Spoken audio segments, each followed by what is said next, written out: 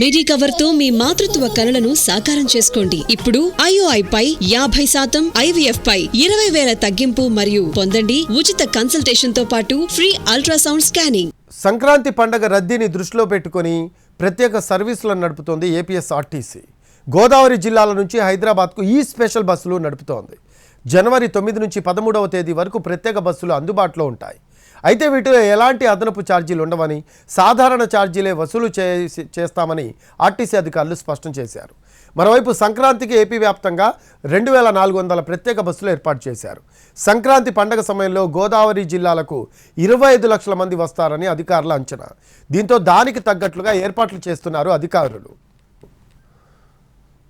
సంక్రాంతి ప్రత్యేక బస్సులపై మా correspondent Srinivas report అందిస్తారు.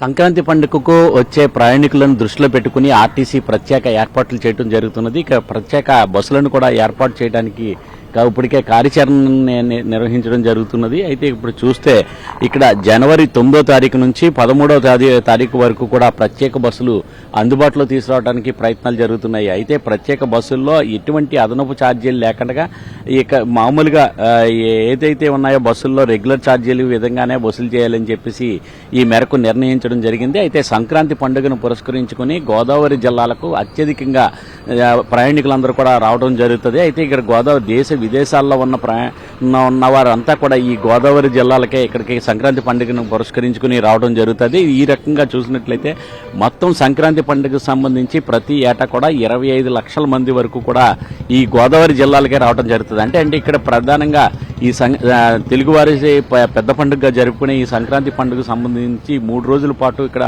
సంక్రాంతి పండుగ ఉత్సవాలు జరుగుతూ ఉంటాయి. సంక్రాంతి సందర్భంగా ఈ భోగి పండుగతో మొదలుపెట్టి తర్వాత సంక్రాంతి తర్వాత కనుమ పండుగలన్నీ కూడా జరుగుతాయి. సంక్రాంతి సందర్భంగానే ఇక్కడ కోనసీమలోనైతే ప్రబల ఉత్సవాన్ని నిర్వహిస్తారు.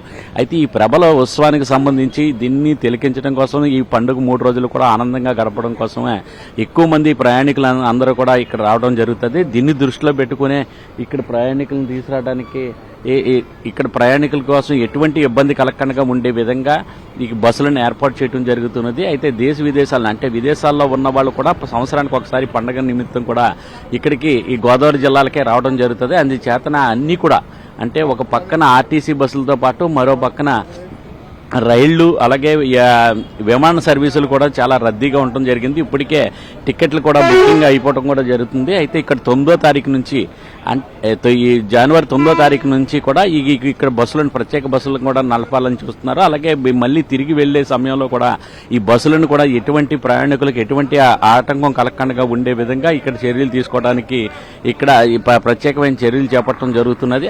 అలాగే ఇతర ప్రాంతాల నుంచి కూడా ఇక్కడ గోదావరి జిల్లాలకు వచ్చేవాళ్ళు కానీ ఇక్కడ నుంచి ఈ శ్రీకాకుళం వరకు కూడా వెళ్లేవాళ్ళు కూడా ఎక్కువ మంది ఉంటారు ప్రయాణికులు. వాళ్ళందరినీ కూడా దృష్టిలో పెట్టుకుని ఇక్కడ ప్రత్యేకమైన ఏర్పాట్లు చేయడం జరుగుతున్నది. ఈ బస్సులన్నీ కూడా ఈ నెల జనవరి 10వ తారీఖు నుంచి కూడా ఇక్కడ 9వ తారీఖు నుంచి కూడా ఈ బస్సులన్నీ కూడా అందుబాటులో ఉంటాయి. అయితే 13వ తారీఖు వరకు వచ్చే బస్సులు ఉంటాయి. తర్వాత 13 తర్వాత మళ్ళీ 19వ తారీఖు వరకు కూడా ఇక్కడ నుంచి తిరుగు ప్రయాణం చేసే బస్సులు కూడా అందుబాటులో ఉండే విధంగా ఈ ఆర్టీసీ ప్రత్యేక చర్యలను చేపట్టడం జరుగుతుంది. కెమెరామెన్ వాసుతో శ్రీనివాస్, NTV, రాజమండ్రి.